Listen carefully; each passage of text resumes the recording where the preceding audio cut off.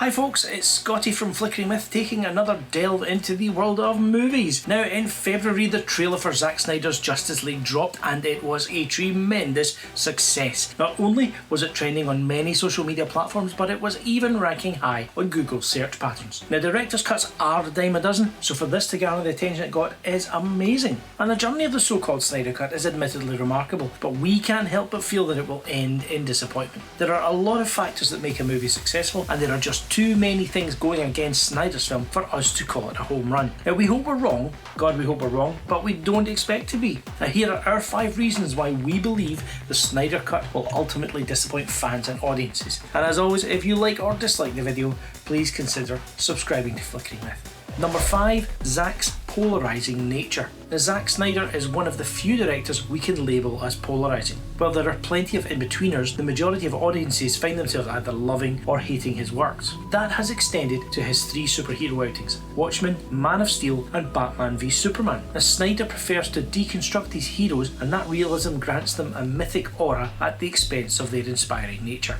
And while the theatrical version of Justice League got mixed reviews, we fully expect his own take to be as varied in response. And while his ardent fan base will be on his side, the question is, will general audiences? Number 4. Too many characters. The Justice League had the arduous task of building off of the events of Batman v Superman and introducing numerous new characters. Obviously, there was the rest of the team, but you also had the villain Steppenwolf and side characters like Mera and Silas Stone. The 2-hour mandate ruined everyone's character development, there's no question about that, but even with 2 extra hours to tell a story, Snyder has his work cut out for him. And none of this is taking into account the newbies that have been added to the cast. You've got Iris West, DeSaad, Joker, Vulko, Deathstroke, and of course, Darkseid. Now, not all of them will be given a personal journey, but we expect their limited screen time to be disappointing all the same.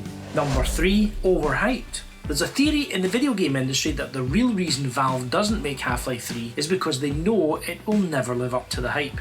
In a way, the same could be said for the Snyder Cut. This is a film that was created by a literal movement 4 years in the making. Now while advocacy for director's edits have existed, that kind of rapid momentum and mobilisation is simply unheard of. The reality is, people have had 4 years to come up with all sorts of crazy theories, ideas and rumours regarding the narrative potential of the Snyder Cut, and we just don't expect it to meet anyone's unrealistic bar.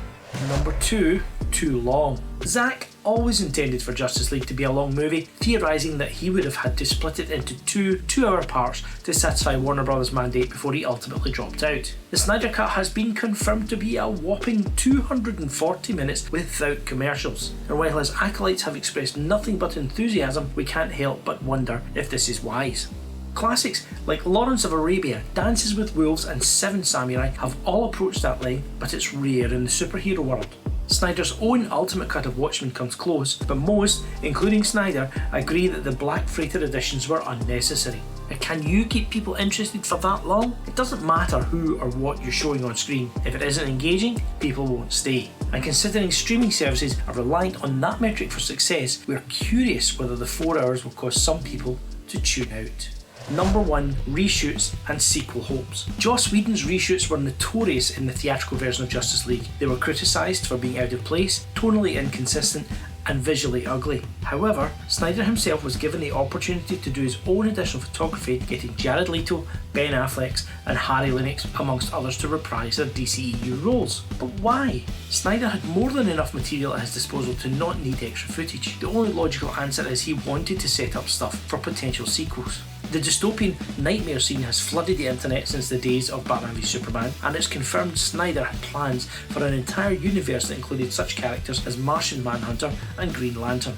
If he's doing all this to set up sequels before the Snyder Cut has even achieved any degree of success, he's not only naive, but preparing his fan base for an outcome that will potentially never arise, i.e.